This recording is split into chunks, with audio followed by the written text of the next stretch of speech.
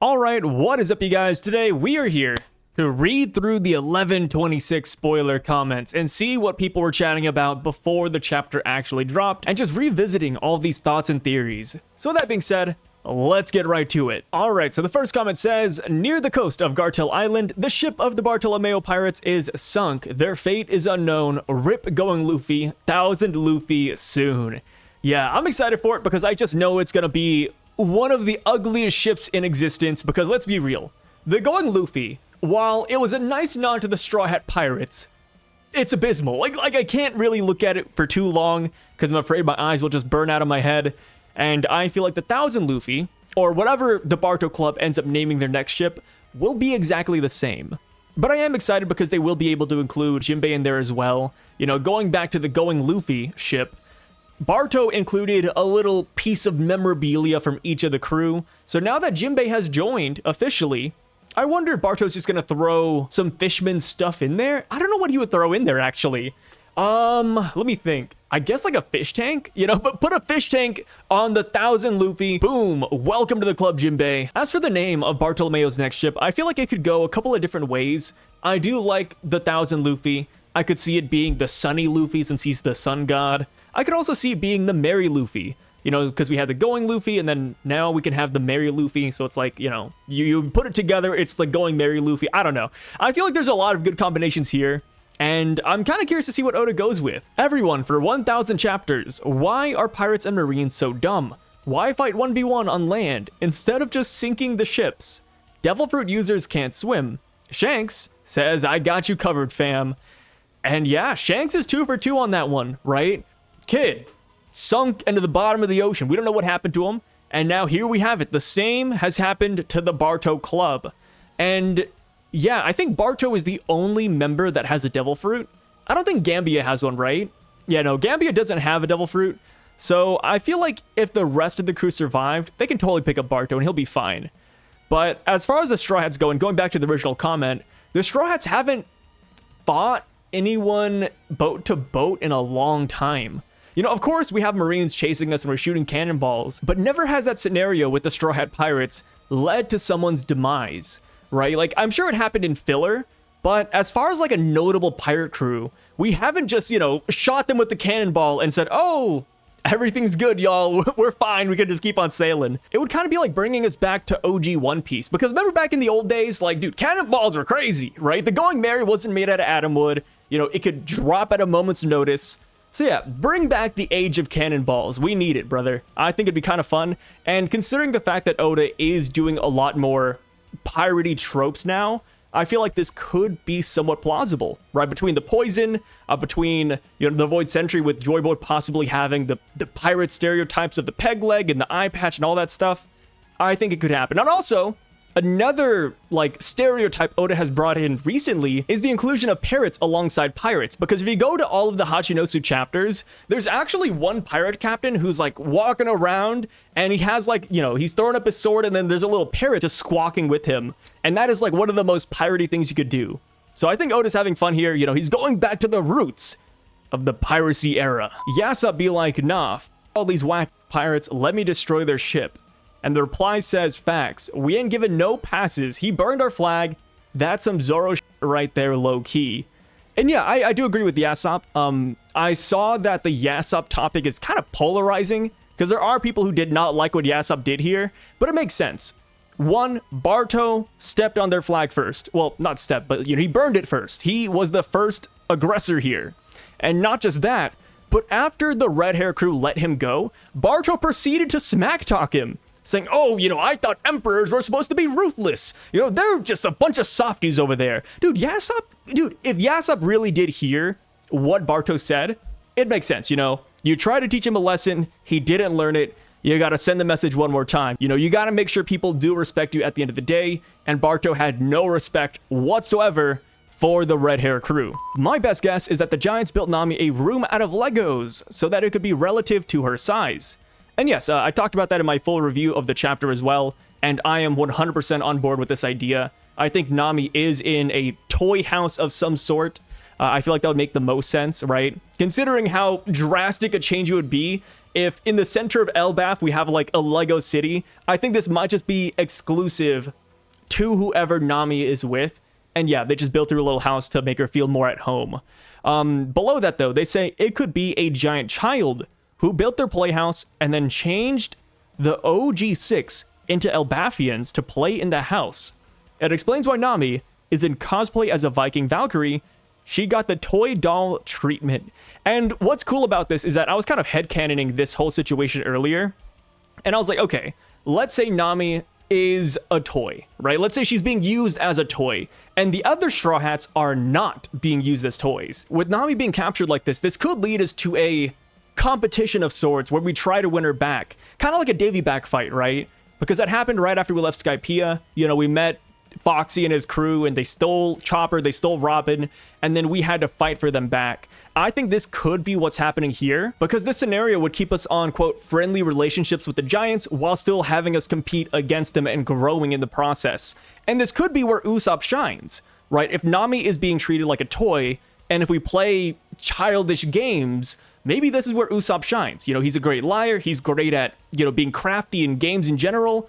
So yeah, I think this could be a lot of fun here if this is a pseudo Davy back fight to get Nami back. Fun fact, Legos were created in Denmark, the land of the Vikings. There must be some connection with Elbaf. I think it's Loki's room, and he wants to marry Nami. And right below, let me see, they say, yeah, the fact that she's the one that was shown makes me think the same thing. Plus, her connection to Lola could have been an early hint at this coming. And then right below as well, maybe Loki wants to play with the Straw Hats like toys. Loki could be a little kid still. The Giants age slower and mature a lot slower than regular humans. And yes, I think we actually have an age range for Loki as well. If I recall correctly, he's around like 50 to 60 years old, which is young for a giant. So maybe Nami is like right up his alley. And then we go further down. Oops, I'm wrong. Loki is 6 years younger than Big Mom. The wiki states he was born 10 months after Big Mom at 5 years old, when she was abandoned on Elbaf. This makes him a little bit over 60, 62 to 63, a young adult by giant standards.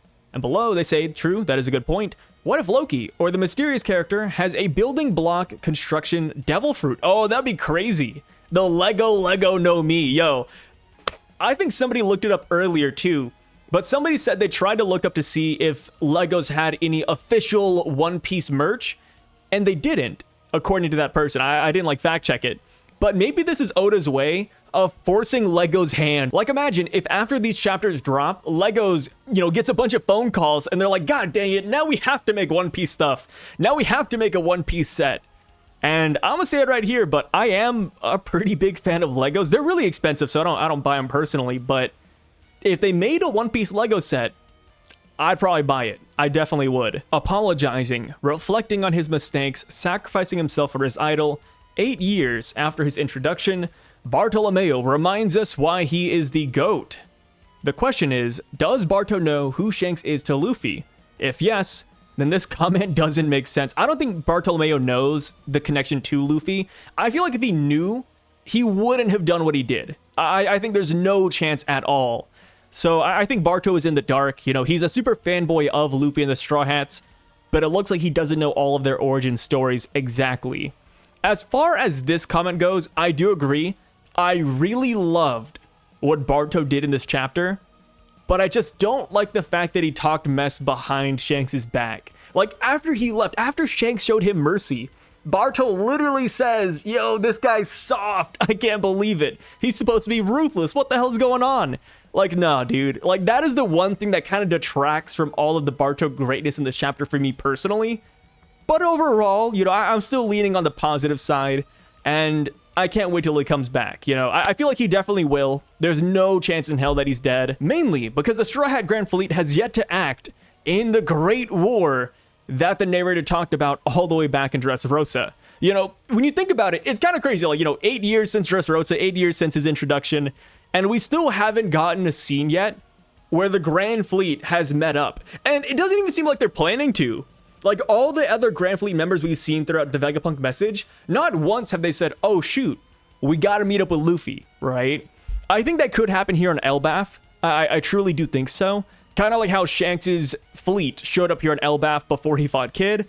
I think the same thing can happen here, where as the Straw Hats are about to leave, we have everybody coming around and meeting the Straw Hats one last time. This chapter is madness, and we're already getting introduced to Elbaf wackiness. Yep, and I don't even think we've seen the half of it, or I don't even think we can imagine the half of it yet. I feel like once we fully get ingrained into Elbaf culture, it's gonna be ludicrous. Just because they worship the sun god here. We know what the sun god is all about. They're all about, you know, rubberizing things, laughing at people, making jokes. They're the warrior of freedom. If Elbaf truly worships that guy, then I think when we get to Elbaf, we're going to see a lot of silly things that we probably wouldn't have expected originally. Below that, they say, with that level of observation hockey that Yassop has, he could have, quote, heard Barto or felt his deceit. Shake my head, a rookie mistake, Barto. Yeah, that's exactly where I'm at. Even though it's not shown or confirmed, just based on the fact that Barto talked smack 1 minute and Yassop shot him the next, I think Yassop heard it 100%, right? Because Shanks was going to let them go. I don't think Shanks would have lied, but of course, after things changed, Yassop had to shoot him down. I really hope Yassop mercilessly sinking Bartolomeo's ship and only saying business is business is a bit of an insight to his character of how seriously he takes being a pirate. If it is, I can see a scenario where whenever Usopp meets his father, Yassop won't acknowledge him as a brave warrior of the sea until Usopp proves it to him. It could give Usopp an opportunity to have some character development and get stronger. Now I could see some people getting even madder at Yassop for being an even worse father than he already is by not acknowledging Usopp simply because he's his son. But let's be honest, Yassop's already dug his grave for being a bad father, so I say he should just embrace it to the fullest instead of trying to go back on it. And yes, so we have seen like one instance where they almost met up, and that was at Wano, but instead of being a quote piratey father, he was like hiding behind Lucky Roo. He was like, oh, Usopp's here? Hey, I don't want to see him, it's too soon. So I don't know, maybe once he sees Usopp that switch does flip over, but I don't know, like Usopp has come a long way. You know, you gotta remember, the last time Yassop saw Usopp was a little kid. You know, he was like literally like, I think 5 or 8 years old. So no matter how Usopp has grown up, I think Yassop would be proud of him. Even if Usopp isn't truly a brave warrior of the sea yet, I think his father would acknowledge his growth. I hope. Blackbeard's going to use Pudding to go through Garp's memories of God Valley to see where Rocks went wrong following his dreams, and how not to go out like Rocks. And below, they say, I like that theory, that way we can see the full God Valley flashback. And I completely agree.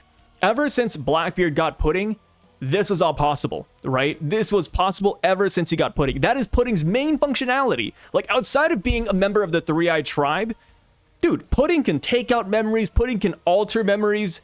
Pudding is broken. Pudding is completely broken when it comes to lore.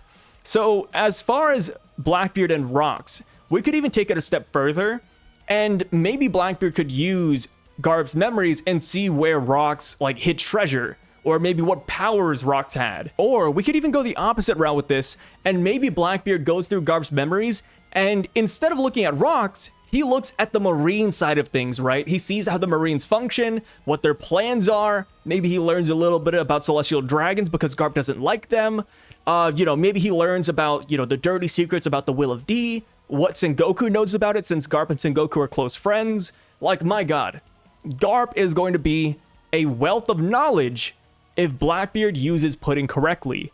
And I think he will. Blackbeard, he's a smart guy, dude. Blackbeard has so many moving pieces in this final saga, and all throughout the story, there's no way he will not use Pudding to do exactly this right here. Seems like Yassop won't let go anything that isn't his son, also his wife.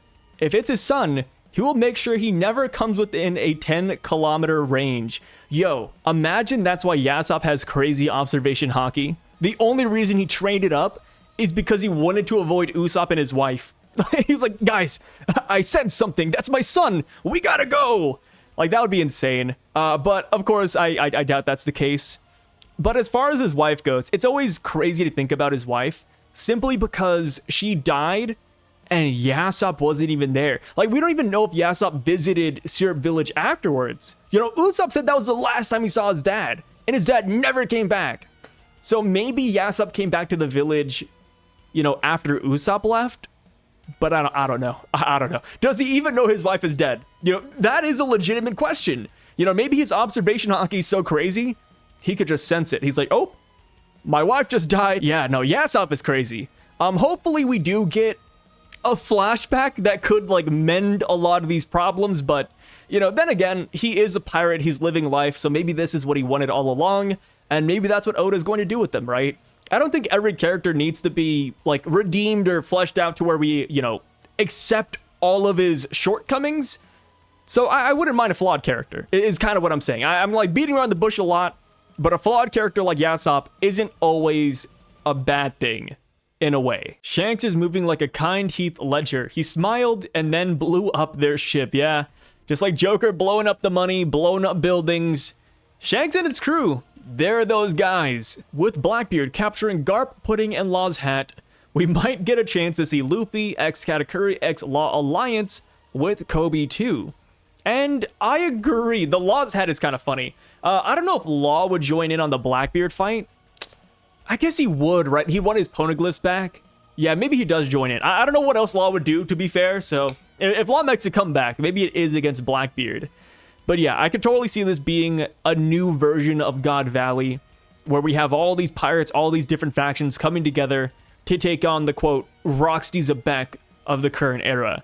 I feel like that's a very prominent theory right now. The only new addition you added in here that I haven't really put much thought into is Katakuri. Like, the idea of the Big Mom Pirates coming back into play like this is so wild, but I'm honestly all for it. So yeah, I like this a lot. And we could even throw in more pirates against Blackbeard as well. Like, we could throw Shanks in there. You know, Shanks would fit really well into this alliance. We could even throw in Cross Guild. I feel like there's a lot of people in the world of One Piece that are not big Blackbeard fans. Like, straight up, you could throw in Sengoku and Sudo into this equation, and they would fit in well too. Blackbeard capturing Garp is like poking the hornet's nest. Like, there might even be vice admirals who aren't a big fan of this. You know, maybe a Kainu has a good connection with Garp. We don't know. I feel like the Marines are definitely going to want their old man back. And it looks like the comment below actually agrees. Sengoku Sudo, as they're Garp's friends and from the same generation.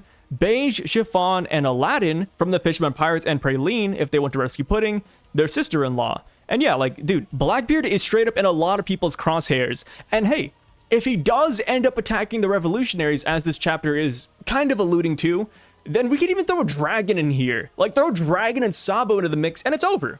Like, you'd have the entire world against Blackbeard, essentially. Like, the only reason Blackbeard is getting by is because there's bigger fish to fry right now, right? We have the world sinking. We always had other Yonkos to fight for their poneglyphs. Like, that's why Blackbeard has been getting away with everything he's been doing, and that's why not too many people have been, you know, really antagonizing him. Also, Moria. Moria escaped, and the Blackbeard Pirates killed his best friend. So yeah, throw Moria into the mix as well. Like, at some point, we have to stop calling this an alliance. Like, it is straight up Blackbeard versus the world. And now for the last comments, we have Loki. Has the toy fruit. He can build anything he can imagine out of nearly indestructible Legos. No giant can challenge him because stepping on Legos is worse than death. The Lego no Mi is the most feared fruit in the verse. And yeah, these guys are not wrong. But hey, with that being said, thank you guys so much for stopping by and checking out this video. I really freaking appreciate it. Let me know what you thought about the chapter now that you've read it. Like I said, these comments were based on the full spoilers, so now there's a lot more context here.